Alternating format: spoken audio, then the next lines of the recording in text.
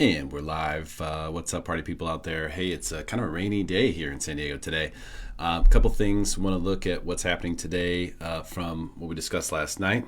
Very interesting day today. Kind of what I was expecting, but not quite this ravishness here. So let's take a look at the stock market. So we saw today stocks up huge. What happened? Why is this the case? How could stocks be up so much? We haven't even seen a quarterly report yet since the economy has been shut down. But somehow stocks are up almost 8% in one day. This is the Dow Jones Industrial Average here.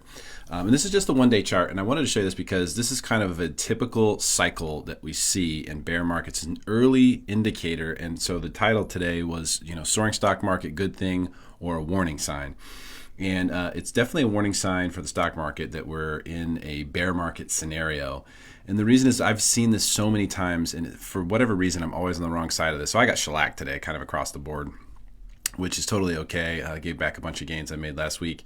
But when we have a gap up like this, so gap up means, we close somewhere down here on Friday. We gap up to here. So there's this gap. Now, these particular gaps are like magnets to get filled. What I mean by getting filled is for the price to come down and go fill that hole, that gap that's been created. So it's like a vacuum for a stock price. And we could see this get filled, who knows when, but it could be several days. It may not even be this week. Hard to say. This is such craziness. I don't even know what to think about.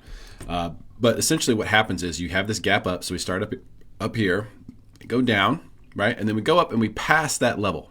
So we pass that where we started from. And then we find our way back to it. And then when that confirms and that happens right there, I knew at this point in the day, I almost took a screenshot of where it was during the day, at this point here that we were just going to go higher and higher and higher today. Seeing it happen, the last two bear markets that we experienced, this same kind of formation, this happens. It's really a short cover rally. This is basically people going, wait a minute, you mean the coronavirus might be over? The worst might be behind us? Is it possible that cases that deaths have started to decrease in other places across the world? Have we peaked here in New York, where there's less cases reported, less deaths reported for the first time, and so there was a lot of optimism around that. That optimism caused a lot of people who are betting against the market, unfortunately like myself, to go ahead and get out. And what you have is you basically have no one willing to sell the market. So it just kind of slowly does this little march up and it won't quit. And then at the very end of the day, this is the panic short covering right here. Like it got me, maybe even margin calls potentially. That's how ugly that was. So this is not indicative of anything fundamentally being correct at all. There's nothing fundamentally has changed. We haven't seen a good quarterly report. We haven't seen anything other than just minor optimism that maybe the worst of the coronavirus is behind us. That's what this is.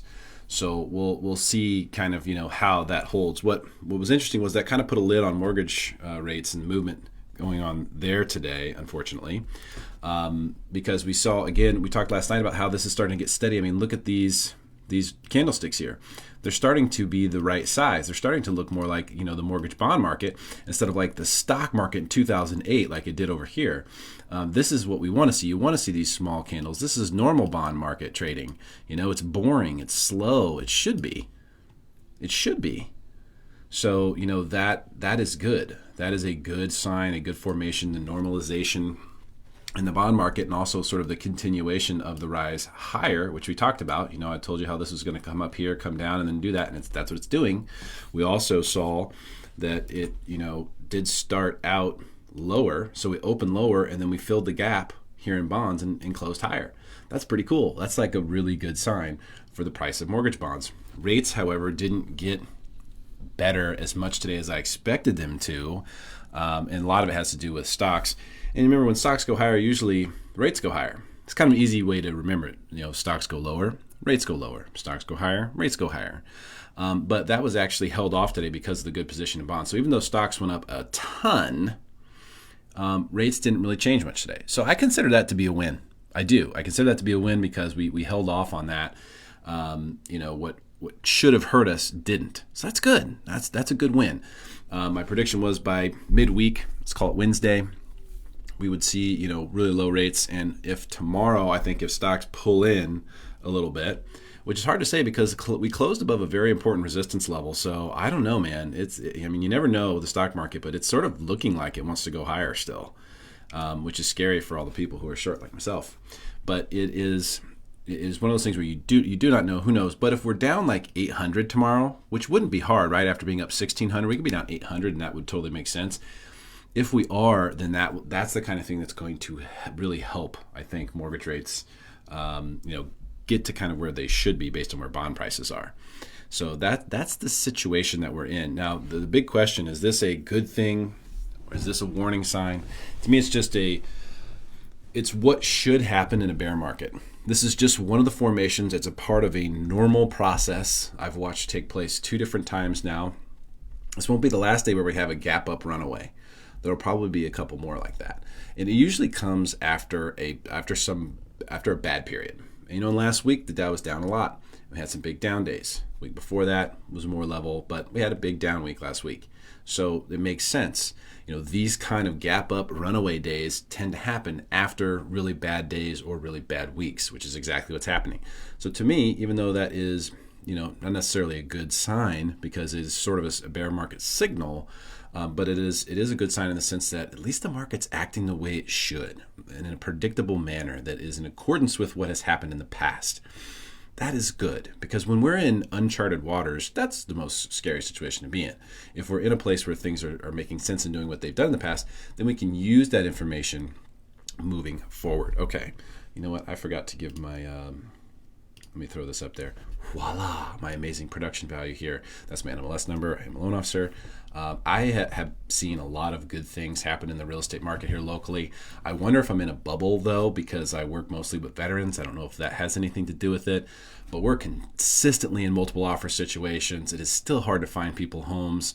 That said, pretty cool debate taking place on Wednesday. Actually, let me go ahead and give you the forecast for this week, because tomorrow I have a really cool guest coming on. She hasn't given me a headshot yet. Hopefully she'll call in like she said she would.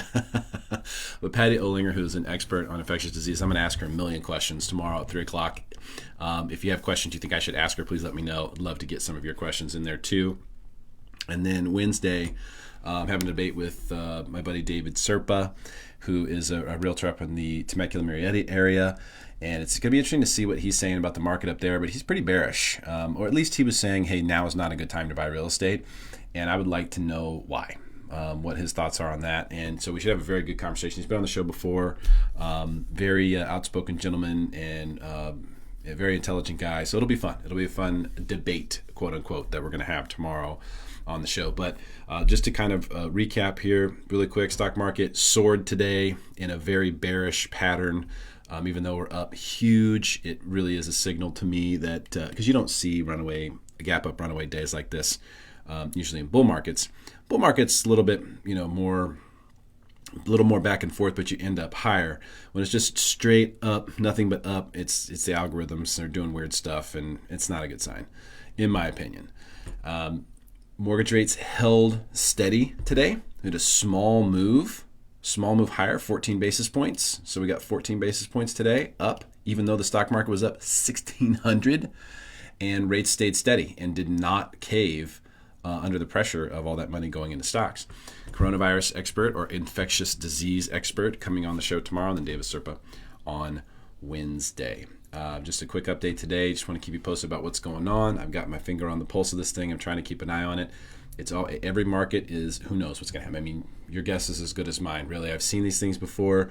I've been paying attention to them very closely, but who knows what's going to happen tomorrow? Who knows? I still am pulling for and feel confident that we'll see lower mortgage rates this week, which would be a good thing. And I think tomorrow is going to be the real test. If we're up big again tomorrow in stocks, then who knows what in the world's going on? I mean, we haven't even got a quarterly report yet from anybody since this all started, or at least a report that would include any of this in it. Projections for unemployment, the worst case side, are projected at 34%, which would be record-breaking. And a lot of these quarterly reports, I mean, we saw, it wasn't American Airlines. What was the airline? There was an airline that showed or said that they were going to be down 90% year over year. So we haven't seen any of that stuff. I just don't know why anyone would be buying stocks right here. It just makes absolutely no sense at all.